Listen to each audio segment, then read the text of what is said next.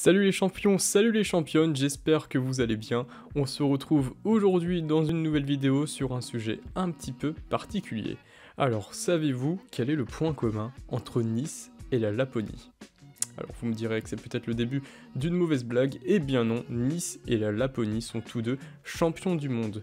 Mais ils sont champions du monde d'un championnat entre entités pas reconnues par la FIFA ni par l'ONU. L'objectif de cette compétition est politique.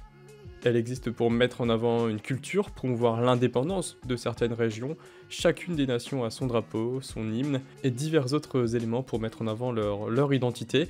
On est parti pour un petit tour d'horizon de cette compétition si particulière. Tout d'abord, l'Organisation des Nations et des Peuples non représentés, l'UNPO, rassemble ces minorités, ces peuples autochtones depuis 1991 pour se mettre en avant sur la scène internationale.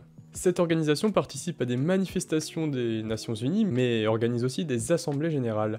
La 7e Assemblée générale en 2005 donne naissance à la Coupe UNPO en collaboration avec le NF Board, la nouvelle fédération de football des pays non affiliés à la FIFA, créée en 2003 par le fondateur de l'Observatoire mondial des footballs, Jean-Luc Kitt.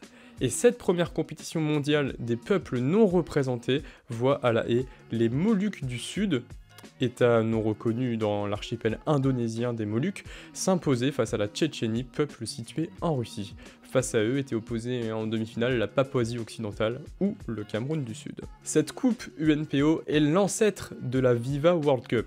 Entre-temps, juste avant la Coupe du Monde 2006 de la FIFA qui a eu lieu en Allemagne, on se souvient de la finale France-Italie, la FIFI, Fédération internationale de football des indépendants, crée une FIFI World Cup à Hambourg. 6 équipes se sont affrontées pour mettre en avant leur pays et devant plus de 4000 spectateurs, la Chypre du Nord s'est imposée en finale face à Zanzibar. En novembre de la même année a lieu la première édition de la Viva World Cup en France à Hyères, organisée par la NF Board, dont le but est d'être l'antichambre de la FIFA pour des nations en devenir. 3 équipes seulement y participent, Monaco, la Laponie et l'Occitanie.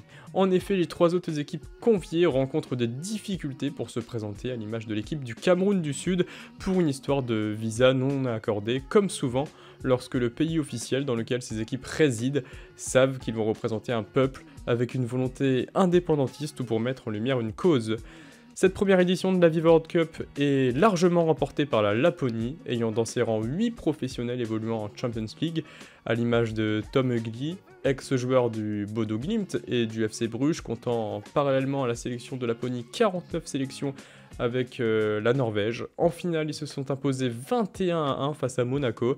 Attention, il ne s'agit pas là de l'AS Monaco, mais bien de la sélection de Monaco, c'est-à-dire de joueurs originaires de la principauté. C'est une sélection non reconnue par la FIFA. En 2008, la 2e édition se déroule en Laponie, voilà Padani, sélection d'Italie du Nord, l'emportée comme lors des 2 éditions suivantes en 2009, à domicile face à Kurdistan, et en 2010 à Gozo, seconde île de Malte face à ce même peuple kurde. Il remporte ainsi le trophée Nelson Mandela en référence à la Coupe du Monde 2010 qui a lieu juste après en Afrique du Sud, et à cet homme qui s'est battu contre l'apartheid en Afrique du Sud dans son pays. La dernière édition de la Viva World Cup a lieu en 2012 à Erbil, capitale régionale du Kurdistan. 9 équipes y participent, le Kurdistan, le Sahara occidental, l'Occitanie, le Darfour, région dans l'ouest de Soudan à la frontière avec le Tchad, en guerre depuis 2003, la Chypre du Nord, seulement reconnue par la Turquie, l'archipel de Zanzibar, la Réti, ancienne province de l'Empire romain sur le territoire allemand, l'équipe d'Ilam Tamoul, région revendiquée par les Tigres de libération de l'Ilam Tamoul au Sri Lanka, ainsi que la Provence, 4e de cette édition, derrière le Kurdistan vainqueur de Chypre du Nord en finale. Ce type de tournoi prend donc de l'ampleur avec de plus en plus de participants dans de plus en plus de continents, et depuis 2013, la Coupe du Monde des pays non affiliés à la FIFA est organisée par la nouvelle organisation de la CONIFA, la Confédération des associations de football indépendantes, suite aux soupçons de malversation dont est victime la NF Board. 53 fédérations sont réunies au sein de la CONIFA dans le même but qu'avec l'organisation précédente, c'est-à-dire se servir du football comme caisse de résonance dans la géopolitique mondiale et donc pour mettre en avant sa cause. Ainsi, dès 2014, lors de la première édition de la Coupe du Monde de la CONIFA qui a lieu tous les 2 ans, 12 équipes s'affrontent à Östersund en Suède, édition remportée par le Comté de Nice au tir au but face à l'île de Man. Le match a été diffusé sur un écran géant dans la ville et les champions étaient accueillis par le maire Estrosi. On a également vu dans cette édition la présence du frère de Mario Balotelli, Enoch Barba, évoluant avec la sélection de Padani. En 2016, l'Abkhazie, région de Géorgie proclamant son indépendance, s'impose à domicile en finale face au Pendjab, région en Inde. La Coupe du Monde de la CONIFA compte 16 équipes et représente 350 millions de personnes dans le monde en 2018 à Londres. Ce sont les chiffres tirés du reportage de l'effet papillon que je vous invite à regarder. Je vais vous mettre le lien en description portant sur l'édition 2018 du tournoi à Londres. Et on y voit d'ailleurs dans ce reportage un cas intéressant, le cas de la Kabylie, région dans le nord de l'Algérie. La Kabylie qui a rencontré énormément de difficultés d'accès à cette compétition, comme beaucoup de sélections d'ailleurs. Ils se sont vus refuser des visas par l'Algérie, pour certains joueurs notamment. Les résidents de cette région ont l'interdiction de parler kabyle, d'exister. La sélection est faite donc clandestinement, mais avec 4 absents la veille de la première rencontre. La sélection reçoit même des menaces de la part de l'État algérien, et donc il est difficile de représenter la cause kabyle. Donc cela montre les difficultés rencontrées par ces entités territoriales ou ces peuples à revendiquer leur identité, leur culture. Et donc en 2018, la Ruthénie subcarpatique, région montagneuse à cheval entre l'Ukraine, la Slovaquie et la Pologne, s'impose comme les autres finales au tir au but face à Chypre du Nord.